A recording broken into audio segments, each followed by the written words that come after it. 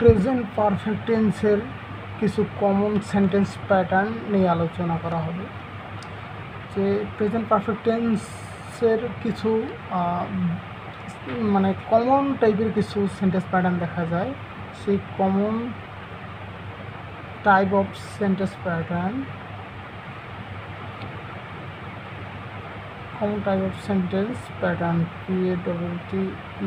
PATTERNS common type of sentence patterns,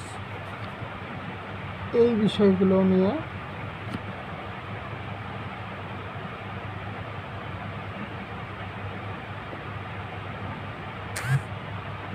আজকের আলোচনা।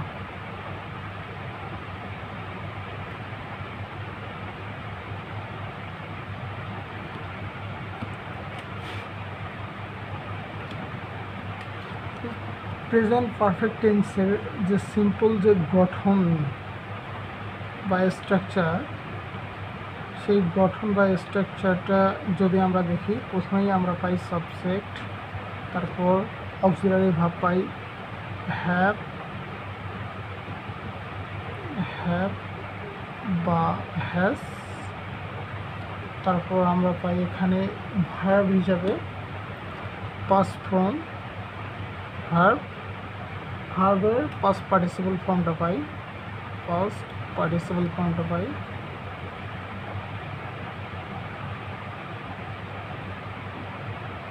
ভার্বের পাস্ট পার্টিসিপল ফর্ম পাই। দেন আমরা সেন্টেন্সের মধ্যে অবজেক্ট বা কমপ্লিমেন্ট বা বিভিন্ন ধরনের অ্যাডভার্বিয়াল ফ্রেজ,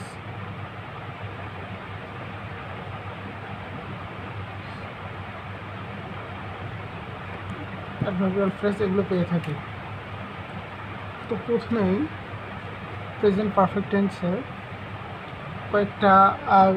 কয়েকটা সেন্টেন্স প্যাটার্ন যদি আমরা দেখি, প্রথমে পজিটিভ সেন্টেন্স প্যাটার্নটা নিয়ে যদি আমরা আলোচনা করি, যে এখানে পজিটিভ সেন্টেন্স প্যাটার্ন যেটা থেকে পজিটিভ বা হচ্ছে এটাকে আমরা অ্যাফার্মেটিভ বলি,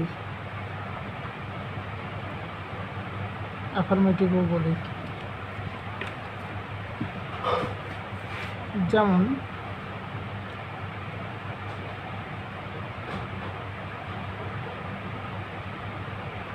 I have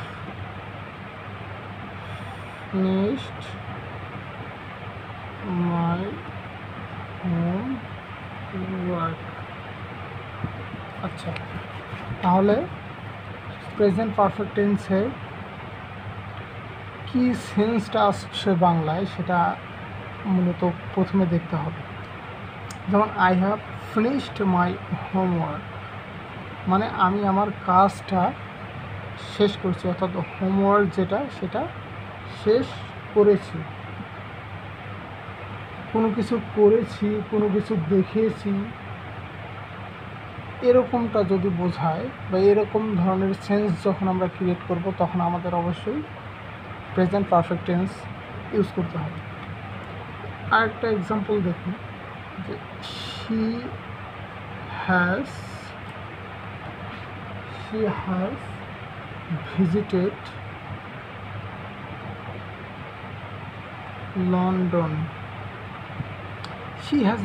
London। Say London visit করেছে বা পরিদর্শন করেছে। এই যে কোনো কিছু করেছে, কোনো কিছু দেখেছে এবং সেটা প্রেজেন্ট টাইমে আবার বলা হচ্ছে, অর্থাৎ কোনো কিছু পাস্টে আমরা করেছি এবং সেটাকে প্রেজেন্টে আবার বর্ণনা করেছি। এই ধরনের যখন কন্ডিশন দাঁড়াবে কথা বলার সময়, তখন অবশ্যই আমাদের এই সেন্টেন্স প্যাটার্নটা খেয়াল করতে হবে বা ব্যবহার করতে হবে। এটা অবশ্যই পজিটিভ সেন্টেন্সের ক্ষেত্রে। এবং এইখানে আমরা নেগেটিভ সেন্টেন্সটা কীভাবে ইউজ করব? নেগেটিভ সেন্টেন্সটা খুব ইজি, জাস্ট অক্সিলারি ভার্বের সাথে নট যোগ করে দিতে হবে। যেমন খুব সিম্পল,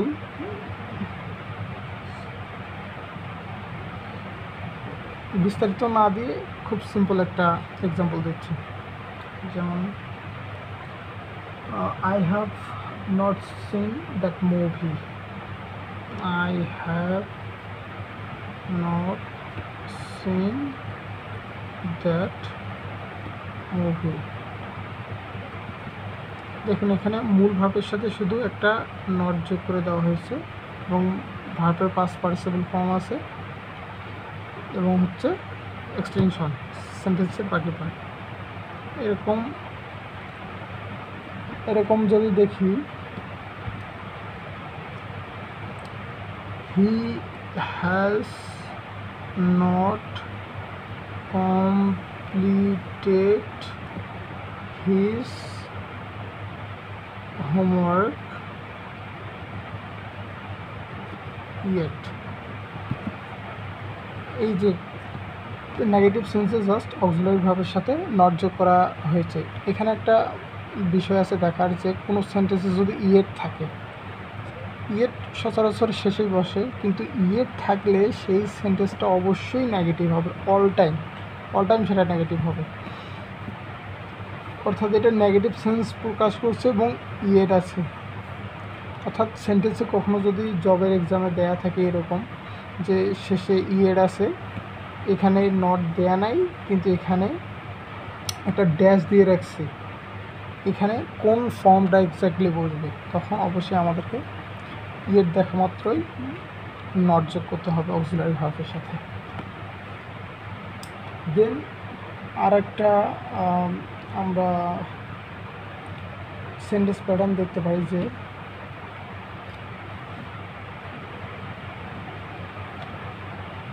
যখন আমরা কোনো কিছু কোশ্চেন করি এবং সেটা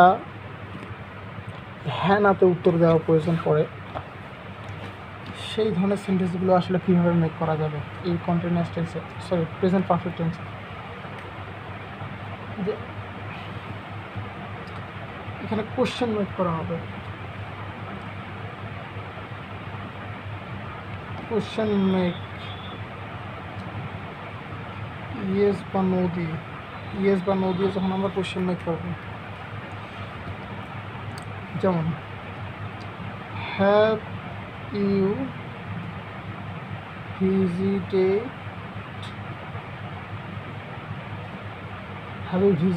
টু ঢাকা,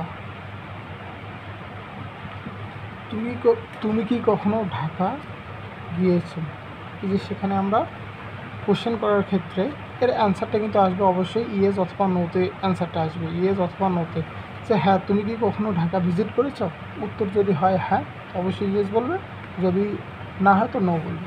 এই ধরনের সিম্পল কোশ্চেনের উত্তর যখন আমরা মেক করব, এই ধরনের সেন্টেন্স প্যাটার্ন যখন আমরা মেক করব, তখন খুব সিম্পলি আমাদের অক্সিলারি ভার্বটাকে সামনে নিয়ে এসে একটা কোশ্চেন মেক করতে হবে এবং এই কোশ্চেনটার উত্তর সবসময় হবে খুবই simple, one word answer, yes or no. এখানে আরেকটা এক্সাম্পল দেখি, have they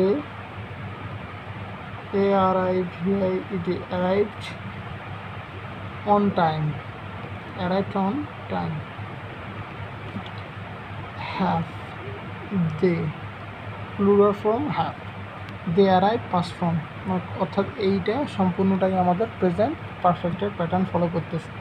have they arrived on time, যখন আমরা এই ধরনের কোশ্চেন তৈরি করবো যে have they arrived on time, তারা কি সময় মতো উপস্থিত হয়েছিল, তারা কি কোনো কিছু করেছিল, এই ধরনের কোশ্চেন যখন আমরা তৈরি করব। হ্যাভ ইউ, তারা কি কখনো, তুমি কি কখনো লন্ডন গিয়েছিলে, have you ever been to London, এই ধরনের কোশ্চেন যখন আমরা মেক করব, have you ever been to London বা কক্সবাজার, এই ধরনের কোশ্চেন যখন আমরা তৈরি করব তখন অবশ্যই আমাদের এই সেন্টেন্স প্যাটার্নটাকে ইউজ করতে হবে এবং এই ধরনের বাক্যগুলো অবশ্যই আমাদের প্রেজেন্ট পারফেক্ট টেন্সে ইউজ করতে হবে। আরও কিছু রুলস আছে, যেমন WH কোশ্চেন, অর্থাৎ কোশ্চেন WH দিয়েও আমরা তৈরি করতে পারি। WH কোশ্চেনগুলো কী ধরনের হয়, প্রথমে WH ওয়ার্ডগুলোকে নিয়ে আসা হয় সামনে দেন আমরা WH ওয়ার্ডগুলোকে নিয়ে আসা হয়, দেন আনা হয় অক্সিলারি ভার্বকে হ্যাভ বা হ্যাজ, দেন আমরা এখানে ব্যবহার করি সাবজেক্ট, তারপর ভার্বের participle form, past participle form, ভার্বের পাস্ট পার্টিসিপল ফর্ম, দেন আমরা extension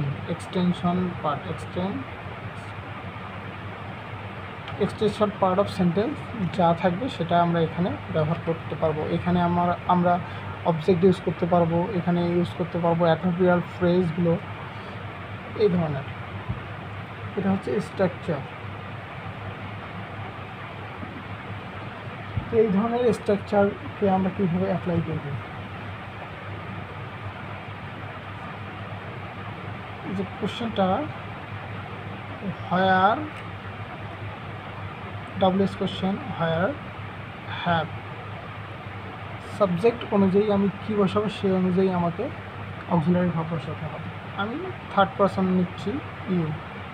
where have you been all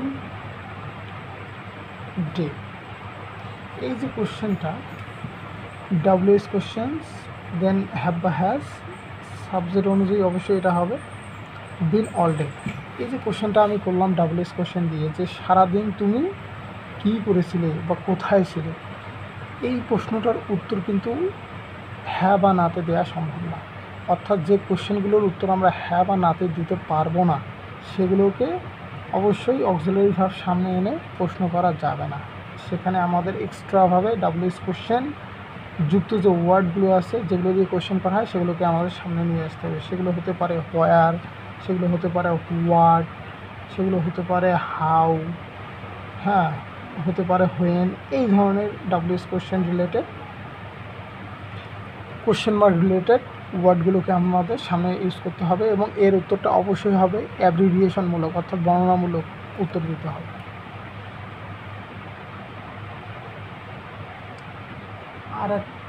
আরেকটি ব্যবহার আমরা দেখি, মোস্ট কমন কিছু ব্যবহার আছে প্রেজেন্ট পারফেক্ট টেন্সে, adverbial phrase of time.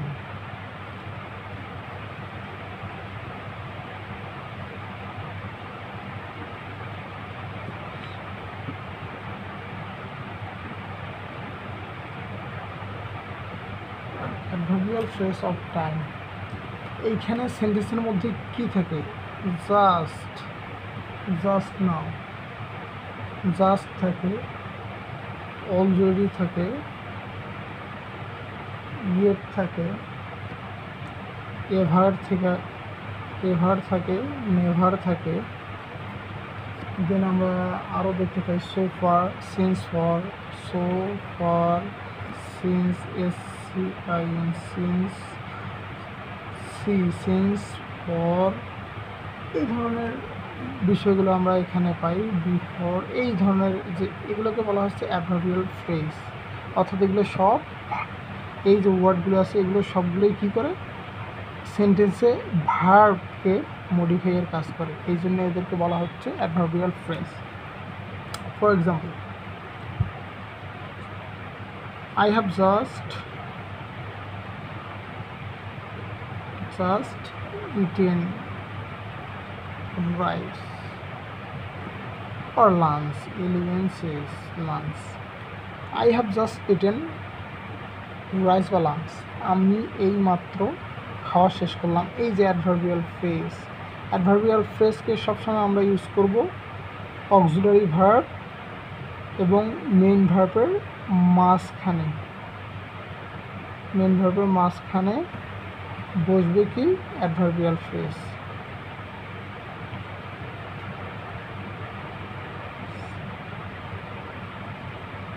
Adverbial phrase এখানে আমাদেরকে সবসময় ব্যবহার করতে হবে। এবং অ্যাডভার্বিয়াল ফ্রেজগুলো কী কী? যে জাস্ট, অলরেডি, এই ধরনের, এগুলোর বাংলা প্যাটার্নটা যদি আমরা খেয়াল করি, খুবই সুন্দর আমাদের কথা বলার ক্ষেত্রে, ফ্রি হ্যান্ড রাইটিংয়ের ক্ষেত্রে। এই যে adverbial phrase related present perfect tense যুক্ত যে সেন্টেন্সগুলো আমরা মেক করব, সেগুলো অনেক অনেক কাজে দিবে আমাদের, ফ্রি হ্যান্ড রাইটিংয়েও দিবে। দেন আমরা যখন স্পিকিং করব, তখনও সেটা আমাদের খুব কাজে দিবে, কারণ আমরা প্রেজেন্ট পারফেক্ট টেন্স এবং প্রেজেন্ট পারফেক্ট কন্টিনিউয়াস টেন্স এগুলো আমরা অনেক ইউজ করি কথা বলার ক্ষেত্রে।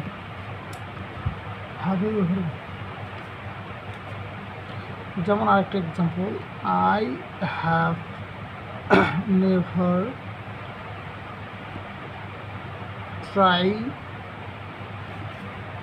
ট্রাইড বানানটা ভুলে গেছে, এটা হবে TRIED, tried. I have never tried Japanese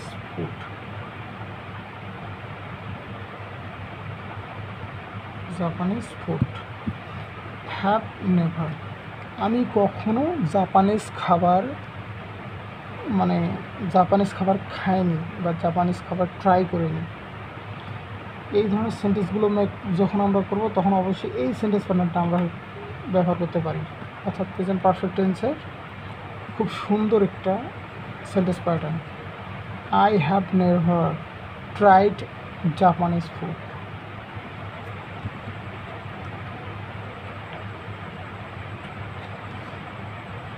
present perfect tense related আলোচনা করলাম। এখানে প্রেজেন্ট কন্টিনিউয়াস, পারফেক্ট কন্টিনিউয়াস টেন্সের ব্যবহারটাও একবার হালকা করে দেখে নেওয়া যেতে পারে। যেমন সাবজেক্ট থাকবে হ্যাভ বিন থাকবে বা থাকবে হ্যাজ বিন, যে কোনো একটি অবশ্যই সাবজেক্ট অনুযায়ী বলবে। দেন ভার্ব, কন্টিনিউয়াস টেন্স যেহেতু এজন্য ভার্বের সাথে আইএনজি আছে। দেন থাকবে কি এক্সটেনশন, অর্থাৎ এই এক্সটেনশন পার্টটাতে অবজেক্ট, তারপর বিভিন্ন ধরনের অ্যাডভার্বিয়াল ফ্রেজ এগুলো বসতে পারে, বা সাবজেক্ট সম্পর্কে যদি কোনো কমপ্লিমেন্ট থাকে তাহলে সেগুলো এই এক্সটেনশন পার্টে বসবে। অর্থাৎ এখানে অবজেক্ট, কমপ্লিমেন্ট, অ্যাডভার্বিয়াল ফ্রেজ যা আছে সব কিছু এই পার্টে পড়বে, এক্সটেনশন পার্টে পড়বে। ফর এক্সাম্পল একটা আমরা দেখি, I have been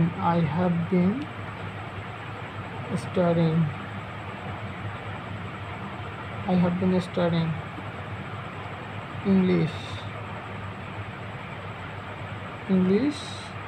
for 3 years। Subject পাচ্ছি হ্যাভ বিন স্টাডিং ইংলিশ 3 ইয়ার, অর্থাৎ এইখানে সেন্টেন্স প্যাটার্নের বাংলা যে মিনিংটা সেটাকে আগে আমরা একটু খেয়াল করি। আচ্ছা, আমি 3 বছর থেকে ইংলিশ শিখছি, অর্থাৎ এখানে একটা নির্দিষ্ট পয়েন্ট অফ টাইম থাকবে, যেটাকে আমরা পারফেক্ট টেন্সে মানে মোস্ট অফ দ্য টাইম আমরা হচ্ছে এই একটা অতীতে শুরু হওয়া একটা সময়কে আমরা মানে নির্দিষ্ট করে বলার জন্য আমরা হচ্ছে প্রেজেন্ট পারফেক্ট কন্টিনিউয়াস টেন্সটা ইউজ করে থাকি। যেমন I have been studying English for 3 years, নির্দিষ্ট টাইমটা হচ্ছে 3 বছর। 3 বছর থেকে সে এখনও কিন্তু শিখেই যাচ্ছে, সে কিন্তু শেখা থামায়নি তার ইংলিশ শেখাটা। এই ধরনের যখন সেন্টেন্স প্যাটার্ন আমরা আনবো তখন অবশ্যই হ্যাভ বিন এবং তার সাথে অবশ্যই কন্টিনিউয়াস টেন্সের ভার্বটাকে আনতে হবে। যেমন এখানে আরেকটা বলতে পারি, শি এর সাথে অবশ্যই কী হবে, হ্যাভ হবে না, থার্ড পারসন হ্যাজ হবে। She has been waiting here, SCINC, since morning দেবো না, since morning দিই। এই যে সে ওয়েটিং হেয়ার মানে সে এখানে অপেক্ষা করছে, সিন্স মর্নিং সকাল থেকে সে এখানে অপেক্ষা করছে। যখন এই ধরনের সেন্টেন্স আপনারা মেক করবেন তখন অবশ্যই আপনাদেরকে হ্যাজ বিন ইউজ করতে হবে। শি ওয়েটিং, আপনারা সিম্পলি খেয়াল করেন, she waiting here since morning, সে এখানে সকাল থেকে অপেক্ষা করছে। যখন এই ধরনের বাক্য আমরা গঠন করব তখন অবশ্যই বাক্যটাকে গ্রামাটিক্যালি অ্যাপ্রোপ্রিয়েট করার জন্য পারফেক্ট কন্টিনিউয়াস টেন্সের যে হ্যাজ বিন বা হ্যাভ বিন আছে সেটাকে অবশ্যই আমাদের ইউজ করতে হবে। দেখুন, হ্যাভ বিন বা হ্যাজ বিন আমরা যদি এইটুকু নাও বলি, অর্থাৎ she waiting has since morning, তারপরে কিন্তু মিনিং আসে, কিন্তু এটা গ্রামাটিক্যালি বলাটা বা লেখাটা ঠিক হবে না। তখন অবশ্যই আমাদের এই অক্সিলারি ভার্বটা ইউজ করতে হবে, যেটা আমাদের নির্দিষ্ট করে বুঝতে সাহায্য করবে যে তার পয়েন্ট অফ টাইমটা ঠিক কখন থেকে চলছে, অর্থাৎ সিন্স মর্নিং থেকে সে তার জন্য অপেক্ষা করছে। তখন আমাদের অবশ্যই হ্যাজ বিন ইউজ করতে হবে।